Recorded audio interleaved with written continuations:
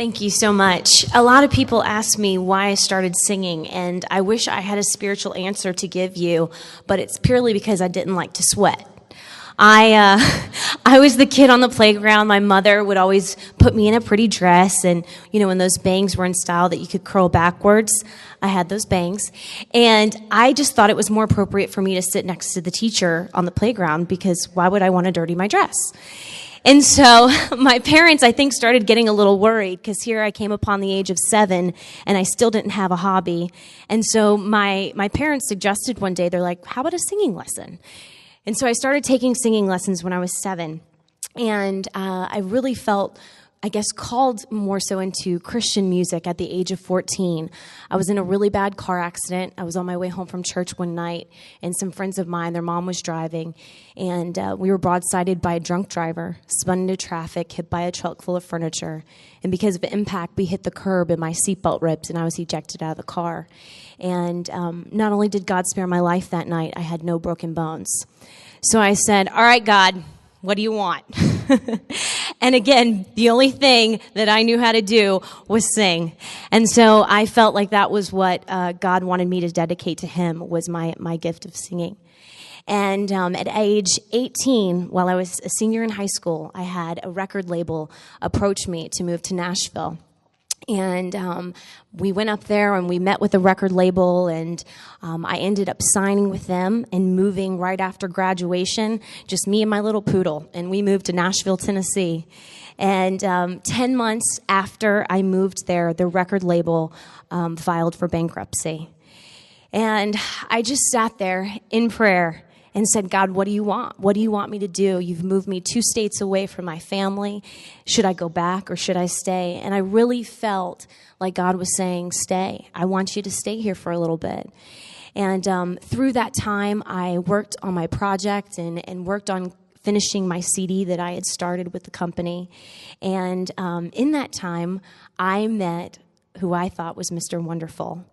And, all of my friends were like, oh, this man is amazing. He was a music minister at a church nearby. And, on paper, he was looking really good. And so we started a dating relationship. And before you know it, we're courting. And then, he's making that call to my dad. And I'm walking down sand, because we got married on the beach. So we got married, and 6 months after we were married in 2006, in December, we decided to relocate to Tampa, my hometown. It was really hard for him to get a job in Nashville, so we went ahead and made the move. And we moved into a little apartment, and eventually God provided the funds for us to buy a house here. And so we bought a house, and everything was looking picture perfect until July 4th of 2008. He came to me and he told me that he was planning on leaving the marriage. And again, I was taken to my knees, and I said, God, please bring him home. I begged him over and over again to bring him home. And a few days after he left, I discovered that during the time of our marriage, he had been pursuing a homosexual lifestyle behind my back. And I called him after I found out, and I begged him. I said, please, let's go to marriage counseling. We can work through this. And he informed me that this is who he had chosen to be, and he did not want to pursue marriage counseling. So I was fortunate enough in 2008, December, to have my marriage legally annulled, and God released me from that. And since that time, I've been blogging and kind of keeping a record of my journey, and I want to share one of those blogs with you. Taking my piece of peace. Do you ever need to escape, to feel like it is okay to laugh as loud as you want, or cry as much as you want to? I don't know about you, but I live with 2 roommates, so that those things are not really promoted at my house. The neighbors might hear. So I decided a long time ago that I wanted that special place, away from the world, where it is just me, my maker, and praise music. I live on an island outside of downtown Tampa. There's one locale on the island where you can see the exquisite views of the calm water, then look over your shoulder and see the constant chaos of the downtown hustle. That is my special spot. I love to stare at the water and watch the makeshift lighthouse that occasionally catches my car with its beams, then admire all the lights of the city. This spot is very similar to life. As each day passes, we face different situations that can seem chaotic and out of control.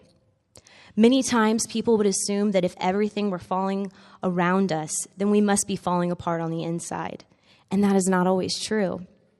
When I looked up the meaning of peace in the dictionary, I found many different definitions. But the one most relevant to me was a treaty. A treaty is normally put into place after two entities essentially agree to disagree.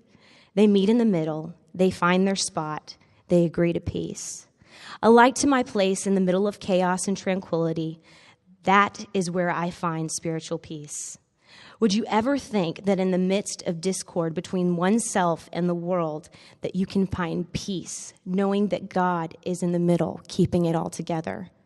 True peace comes when we are whole, completely surrendered to the call of the Lord. No matter if you are at war with your circumstances or the events of the world, remember to take a piece of peace. So, do you have a spot reserved for just you and your Maker? He desires to meet you where you are at, to make you complete. It's time to be still and feel the presence of God that is always with us, yet we so often don't take the time to acknowledge. I would love to hear about your special spot. Where do you go? John 14:27, peace I leave with you, my peace I give to you. It brings me peace to know that the same hands that hold the universe hold my hand, hold my heart in his hands, and he's holding your heart today. So I encourage you, no matter how heavy your heart is, he is strong enough.